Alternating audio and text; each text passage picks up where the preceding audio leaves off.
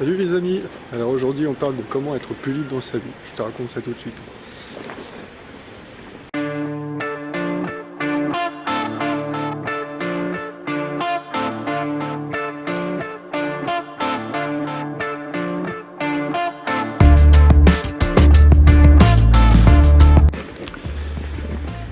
Salut les amis, c'est Baptiste.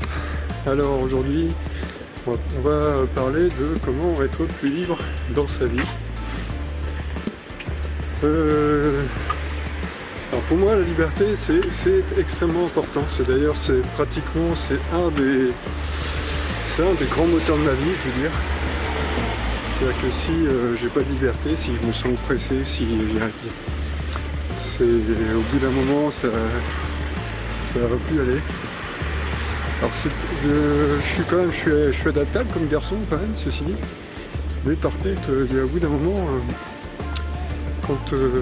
oula, c'est joli ça. C'est très joli. Au bout d'un moment, moi, qu'est-ce qui m'a fait choisir l'entreprise, le fait de me mettre à mon compte? Eh bien, c'est le fait de vouloir être libre. Et la liberté, c'est quelque chose qui si on n'y prend pas garde, par exemple, c'est quelque chose qui peut se perdre. Même si on vit dans un pays où la liberté est inscrite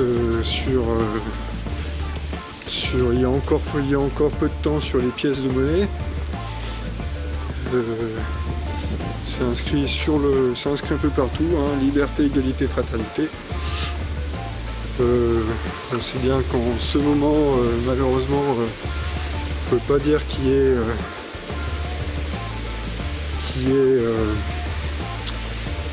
ait un vrai écho à tout ça, mais quand on pense à tous ces pauvres gens à Nice. Donc, la liberté.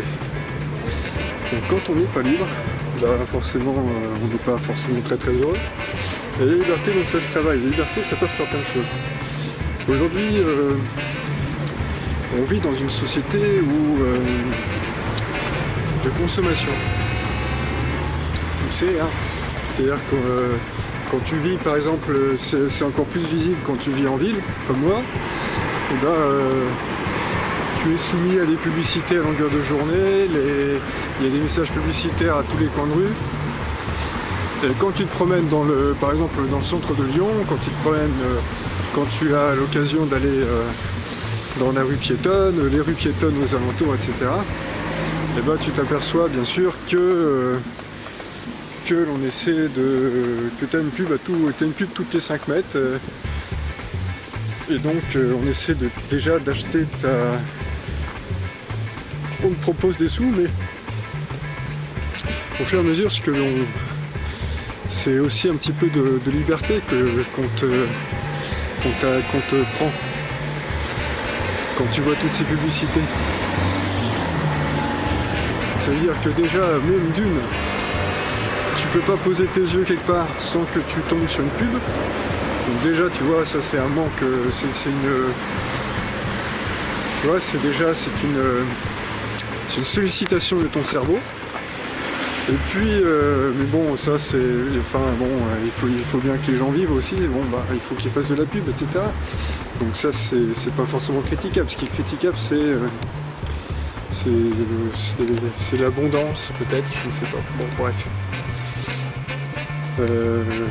Mais bon, il faut de l'abondance dans la vie, hein, attention, hein, c'est pas ça que je veux dire. Mais trop de sollicitations, tue la sollicitation, hein, c'était reconnu, mais il faut bien que chacun vive. Bon, bref. Alors, mais par contre, ce qu'il y a, c'est que ta liberté, elle peut être prise, par exemple, quand tu achètes trop d'objets. Alors ça, c'est un thème qui revient souvent chez moi, ça. J'ai envie de parler de ça. J'ai envie de parler du fait d'être un peu minimaliste, hein. C'est-à-dire qu'il ne faut pas céder à toutes les sirènes de la tentation, comme c'est dit si poétiquement par beaucoup de gens. Il faut, à mon avis, il faut avoir à l'esprit que quelquefois, par exemple, garder ses libertés, c'est aussi faire le choix de ne pas tomber dans tous les panneaux publicitaires et dans tous les attrapes, on va dire, les captages publicitaires qui te sont faits. C'est pas parce qu'il sort le nouveau, le nouveau téléphone qu'il va falloir que tu achètes ce téléphone, bien qu'il y ait un tapage médiatique autour, etc. Et que les gens, ils ont envie que tu achètes le nouveau téléphone. Hein. C'est normal, ça leur gagne pas. Encore une fois, c'est... Bon, chacun fait ses choix et chacun travaille dans le métier qu'il veut. Et puis, chacun essaie de gagner sa vie en faisant le meilleur qu'il peut. Mais bon. Mais ce qui est que quand tu te mets à acheter tous les trucs qui te tombent, tous les trucs pour lesquels on te sollicite, au fur et à mesure, c'est ta liberté que tu perds. Parce qu'au bout d'un moment, c'est plus toi qui possède l'objet, c'est l'objet qui te possède. C'est-à-dire que t'en veux de plus en plus. Si tu te mets à acheter tous les trucs, et au bout d'un moment, il y a le phénomène d'accoutumance, et puis t'en veux encore plus. Et puis tu voudras encore le tout dernier téléphone qui va sortir, tu voudras le tout dernier truc, le tout dernier machin. Et il faut se tenir au goût du jour, bien sûr. C'est-à-dire qu'il faut pas se limiter. Il faut aussi regarder ce qui se fait au niveau de la technologie. Il n'y a pas que des choses bêtes, il n'y a pas que des choses qui ne servent à rien, et que des choses qui ne sont censées que te servir à te faire consommer. Il y a des choses qui peuvent être utiles. Mais quand tu regardes de près, il faut bien regarder si c'est utile à chaque fois. C'est-à-dire que tu peux perdre en liberté avec tout ça, quoi. C'est-à-dire qu'on te sollicite, et au fur et à mesure, il faut faire un choix, à savoir, j'espère que tu vas m'entendre, parce que là, c'est...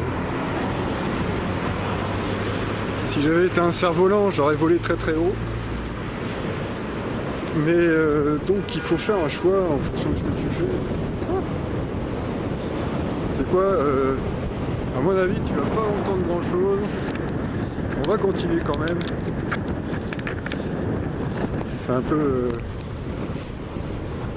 c'est ça, les sportifs de l'extrême. Et donc il faut faire attention à ne pas perdre sa liberté.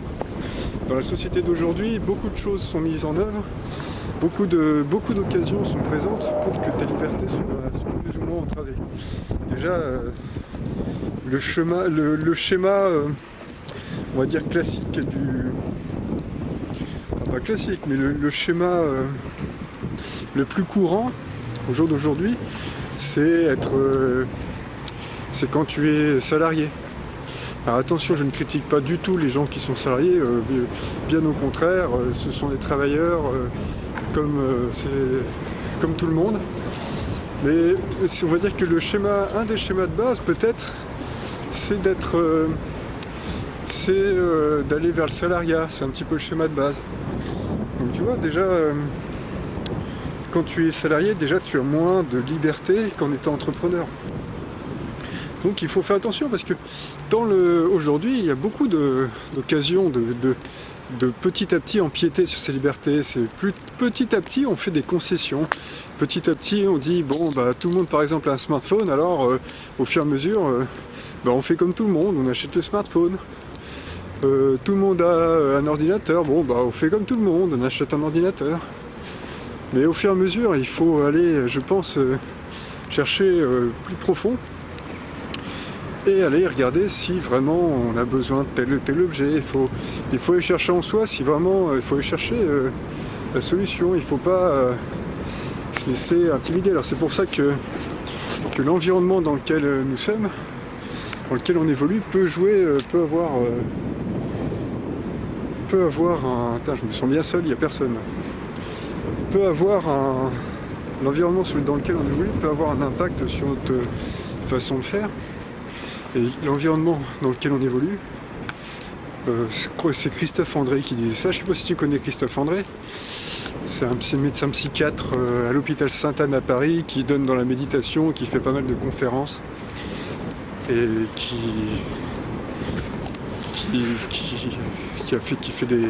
a sorti un livre il y a pas très longtemps avec Mathieu Ricard et Alexandre Jolien, qui est pas mal d'ailleurs. Je l'ai lu ce livre et c'était vraiment sympa.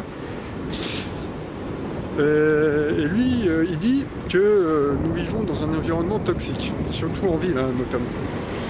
C'est-à-dire que c'est toxique, ça ne veut pas forcément dire les gaz d'échappement, attention, hein, même si ça peut être ça aussi, mais c'est aussi le fait que on est sollicité on est sollicité par les emails, on est sollicité par les spams, on est sollicité par toute une suite de choses. Et alors le spam en soi, ça ne veut pas dire que ce soit mal, hein. Encore une fois, chacun envoie de la pub pour vivre, hein, de son activité, mais après il y a des choses qui sont plus ou moins intéressantes dans ce qu'on t'envoie, par exemple par email, quoi. Et donc on est sollicité à longueur de journée. Et moi je pense que la liberté, ça passe aussi par le fait de reconquérir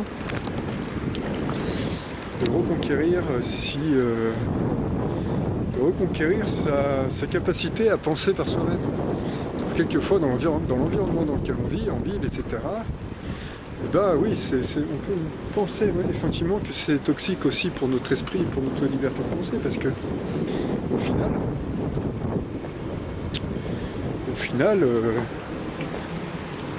il y a le petit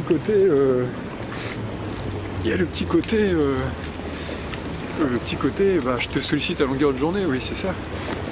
Alors bien sûr, quand on est conscient, t'en es conscient et tu fais gaffe. Mais malgré tout, ça demande un effort psychologique. C'est que ça demande de l'effort d'en être conscient et de faire attention, tu vois. Alors quand tu te retrouves en pleine campagne, t'as pas ce trip là. T'as pas ce... Un petit bateau de croisière, un petit voilier. À Lyon, il y en a plein des comme ça, c'est ce qu'ils appellent des hôtels flottants. Et je sais pas jusqu'où ils vont comme ça. Bon, et puis oui, donc il faut faire attention, voilà, à pas perdre ses libertés, de penser, sa liberté de... Parce qu'au fur et à mesure, après, il y a un dicton qui est pas mal, je sais plus qui est-ce qui a dit ça, et qui est... comment il dit ce dicton? C'est... tout ce qui est... Il faut faire attention à tout ce qui est populaire. Tout ce qui est massif. Parce que tout ce qui est massif, tu vois, c'est un dicton qui dit ça. Et donc garder ses libertés et quelquefois la reconquérir, ça veut dire déjà s'extraire d'un environnement qui peut être toxique, mais aussi donc il faut faire des choix, quoi. Et il faut faire par exemple le choix de ne pas traîner, pas passer son week-end au centre commercial, parce que même s'il y a plein de gens là-dedans et que ça peut être agréable et que tu côtoies des gens et que c'est sympa, mais au fur et à mesure tu es sollicité par plein de choses et c'est une raison de plus pourquoi par exemple les soldes marchent du tonnerre aussi. Parce qu'il y a ce petit effet venez, c'est le moment ou jamais. Donc les gens ils se disent on va y aller, hein, c'est le moment ou jamais puisqu'on vient de nous le dire. Donc il y a un petit effet comme ça de marketing qui est... et donc il faut faire attention à tout ça. Parce que sinon au fur et à mesure on pense plus forcément très bien. C'est pour ça qu'il y a des gens qui font des retraites dans l'Himalaya et qui partent faire des retraites dans les monastères, qui partent faire des séjours en pleine nature, un peu minimalistes, des choses dans le genre là, parce que ah zut, ça a coupé, je sais plus où ça a coupé, je ferai un petit raccord, ça va être très très bien. Et ouais, donc qu'est-ce que je disais là? Je disais, ouais, c'est pour ça qu'il y a des gens qui vont dans les monastères, qui vont au fin fond de l'Himalaya pour se retrouver, et c'est pour ça qu'il y a des gens je crois qu'il y a quelqu'un qui disait qu'on assiste en ce moment à une migration des gens vers la campagne. Les campagnes apparemment se rempliraient à nouveau. Et moi je crois que c'est dû au fait que les gens en ville en ont marre d'être sollicités, en ont marre des gaz d'échappement, en ont marre du stress, on en a marre de tout ça, on en a marre des pubs qui les assaillent jour après jour. Donc il y a beaucoup de gens qui se tournent aussi vers le minimalisme. Et c'est quelque chose que l'on voit souvent. Et moi c'est quelque chose qui ma foi m'intéresse bien, le minimalisme aussi. Parce que d'une part dans ma vie on peut dire que je suis assez minimaliste, c'est-à-dire que j'ai pas de...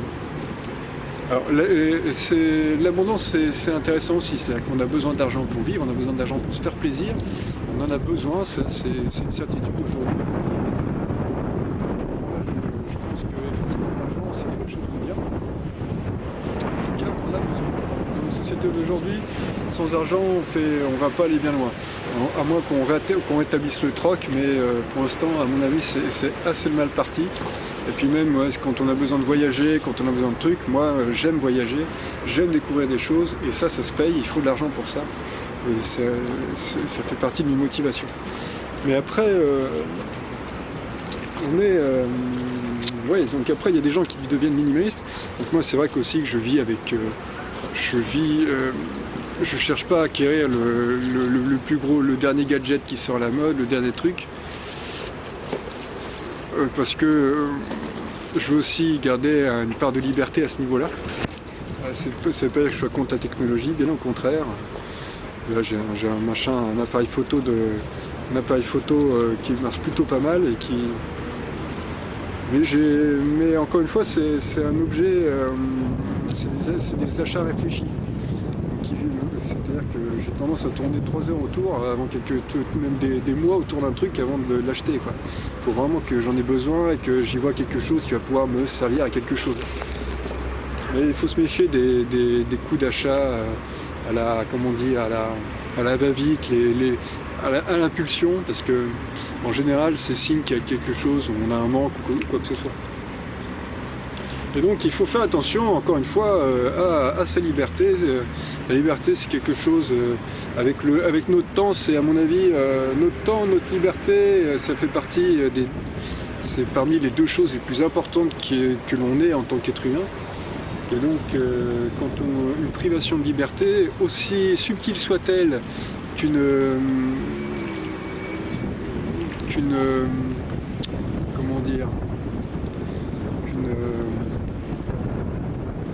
aussi subtile soit-elle qu'une abondance de publicité, de choses et de machins. En tout cas, il faut bien faire attention de ne pas se laisser embarquer dans tout ce que l'on nous propose. Et donc ça nécessite de faire une petite gymnastique aussi intellectuelle, bien sûr. Voilà. Et donc voilà, donc pour moi c'est important de conquérir sa liberté. Conquérir sa liberté, c'est faire attention aux achats que l'on fait. C'est faire en sorte de se mettre dans une bonne disposition pour effectivement avoir la possibilité, si on le souhaite, de faire ce que l'on veut, c'est-à-dire de ne pas avoir d'entrave. Ça c'est quelque chose qui au jour d'aujourd'hui nécessite d'avoir une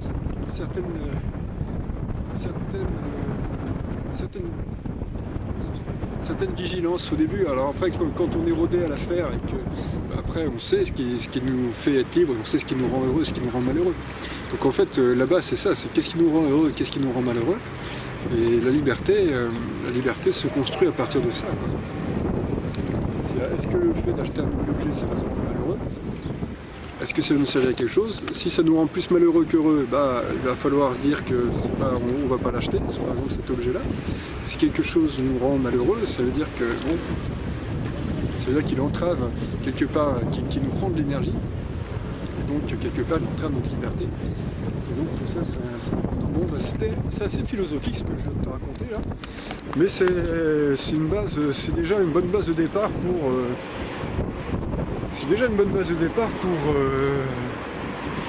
prendre goût à la liberté. Et voilà, il y a déjà pas mal de choses.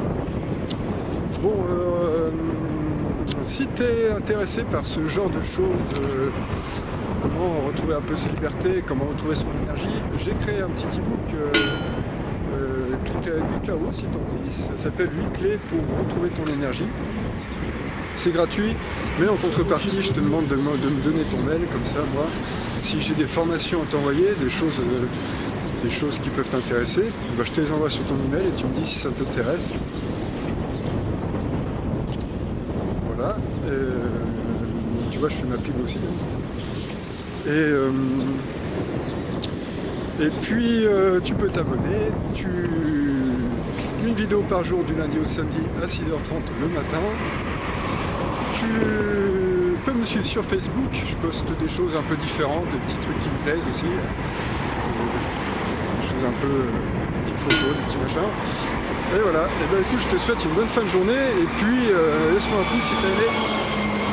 Bonne journée, ciao.